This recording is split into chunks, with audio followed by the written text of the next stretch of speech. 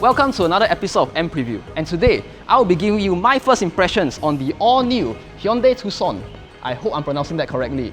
But before we begin, do remember to subscribe to our channel if you haven't already and click on the bell icon. So, the first thing that catches your eye on the front of the car is this 3D parametric grille, which actually has a similar design hue to the Avante. And if you look closely, the daytime running lights, or DRLs, are actually concealed into the grille. So when your car is parked and is not on, the grille actually looks like one big piece.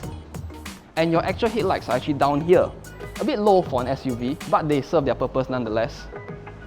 So this design language is actually part of Hyundai's new sensuous sportiness kind of design cue. And so far it's been on the Avante and now the Tucson.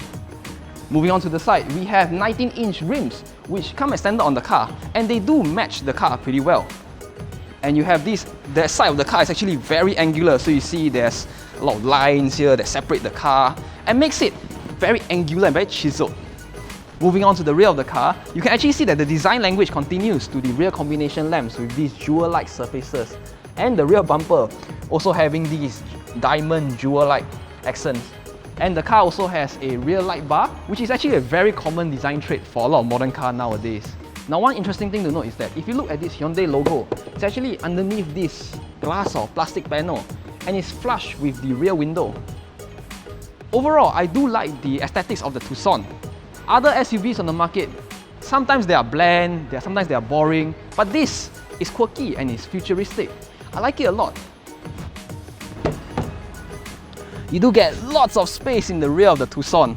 Now, this driver's seat is actually adjusted to my preference, and you still get quite a lot of legroom, which is a good thing. And you get two aircon vents here for both rear passengers, and you can independently adjust the temperature compared to your front driver and passenger. And you get two USB ports here for charging as well. Now, my favorite feature about the rear, right, is actually the heated seats that you get for both rear passengers, and it can be toggled from the rear passenger doors. Now, yes, I know Singapore is very hot most of the time and we are just dying to escape the heat.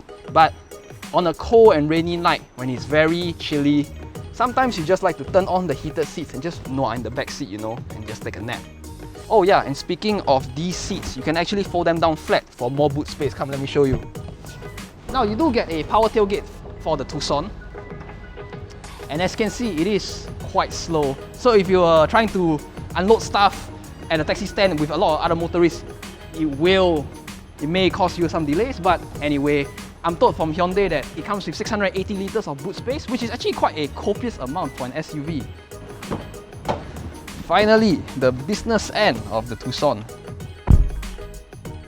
Now, the first thing I do notice is that it has a very symmetrical design and it's very clean, and this steering wheel feels rather premium.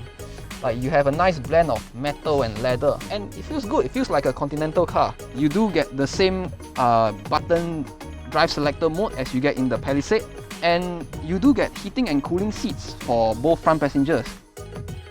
Overall, this interior does feel very premium. All your touch points generally have nice materials like your metal, leather here, leather there, leather everywhere, and it really feels like you're getting more than what you paid for, which is a good thing.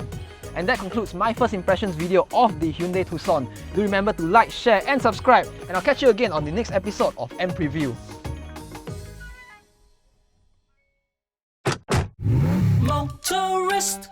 And first impressions of the Hyundai Tucson. Do remember to like